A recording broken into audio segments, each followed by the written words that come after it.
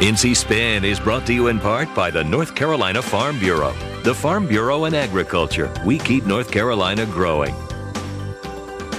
This past Tuesday throughout North Carolina, as well as in many states in the country, we had municipal elections, local elections, some state elections going on nationally. We can't let the time go by without commenting on it. John, kind of a mixed bag on these local elections, wasn't it? Yeah, at the national level, the Republicans were all celebrating that most of the races went their way. They're making a big deal about it. In North Carolina, though, the races kind of swapped out.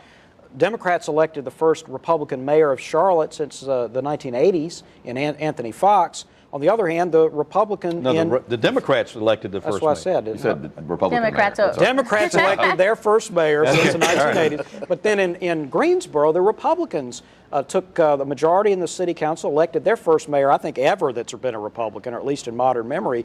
So those two kind of cancel each other out. Another quick trend to observe in North Carolina, there were a lot of small-town mayors and even medium-sized cities with city councilors who lost, incumbents who lost. There was a bit of an anti-incumbency feeling, at least in parts of the state. Elaine, a lot of people, particularly on the national level, tried to proclaim this as a referendum on President Barack Obama. Was it? No, I don't think so at all. I mean, he's just now, I mean, I think we're going to see progress towards the president's agenda just probably here in the next few months. And when was the last, I mean, you have to go back 30 years to find a situation where we're nationally approaching 10% unemployment. So you see the exit polls in those states where there were some big Republican victories, it was 85–90% of people listing the economy as their number one concern. And we've seen when that happens, what you want is change. Just give me the guy who's going to do something different than what they're doing now. The exit polls showed, by the way, that health care reform was way down on the bottom of those exit poll concerns.